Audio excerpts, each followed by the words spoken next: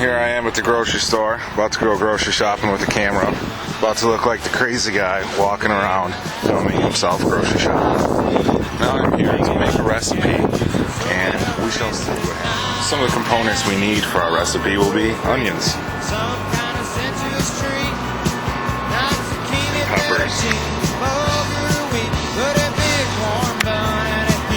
veggie patty, VeggieBurger,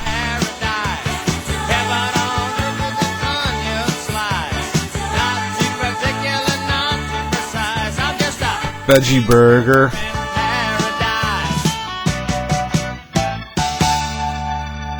heard about the old time sailor men. They'd eat the same thing again and again.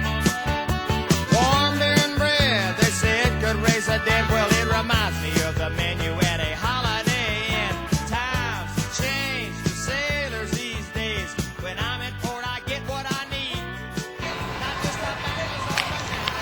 I decided to opt for the organic black beans since one, they're on sale, and two, they're organic. Makes sense. VeggieBurger, Now, this recipe doesn't necessarily call for toilet paper, but I feel it'll be needed in at least a day or two. So I finished grocery shopping and definitely got a lot of strange looks by people in the grocery store, wondering why some guy's taking a picture of the food he's buying and talking to a camera. So, just finished, gonna load them up, and next comes the fun part, carrying a bunch of groceries up to the apartment. Well, it turns out I dropped a spaghetti jar and broke it while carrying in all those groceries right on the sidewalk, and there's a lot of dogs that come by, so I'm gonna go clean it up. This sucks. VeggieBurger, So we finally made it to the point where we're gonna start cooking. VeggieBurger, What we're gonna need. So, get ready. VeggieBurger, What we're gonna need is breadcrumbs, 1 egg, vegetarian, cage-free, hopefully, since this is a vegetarian meal. 1 can of black beans, mushrooms, an onion, green pepper, and garlic. I almost forgot the one last ingredient that is truly needed. It's usually in the back of the fridge. Damn, there she is. A PBR. This is needed to help steady the nerves while the chopping commences. Well, we finally got all of our vegetables chopped. We have our mushrooms, onions, green pepper, and garlic. Now, I chopped up about 3/4 of a green pepper, half an onion, a couple mushrooms, and 3 cloves of garlic.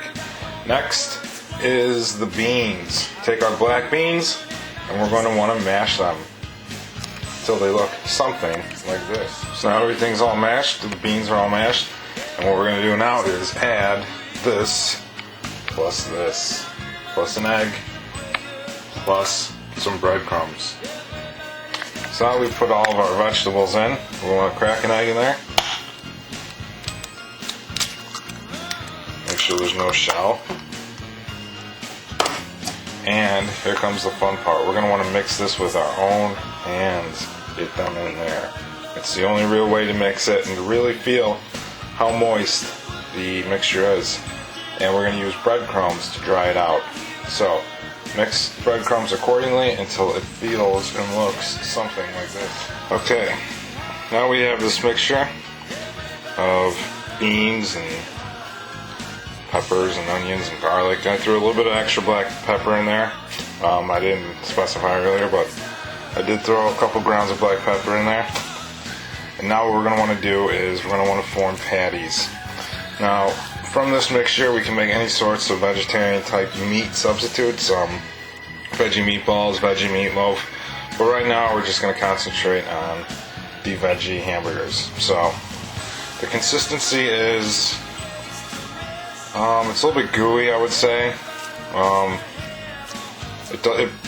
It's solid though, it doesn't really like break apart, unless you force it apart. I wouldn't say moist. You want to add, I'd say around a cup and a half of breadcrumbs, maybe more. But you're going to want it somewhat dry.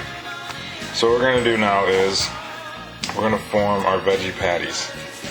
So you get about 6 out of here. So take your patties, form them into about a veggie shape. And what I have over here is a saucepan heated on medium heat. And we're just going to want to drop these in there, cook them up for a couple minutes until they're brown and crunchy. Maybe not crunchy is the word, but cooked well. And then, now that our veggie burgers have cooked over a medium heat and a little bit of olive oil for a few minutes, we're going to transfer them to the oven. Now inside the oven, I lightly grease the pan here. Well, it's not really a pan, it's tin foil. I don't have an a baking sheet, but just lightly greased with olive oil. We're going to throw these in here.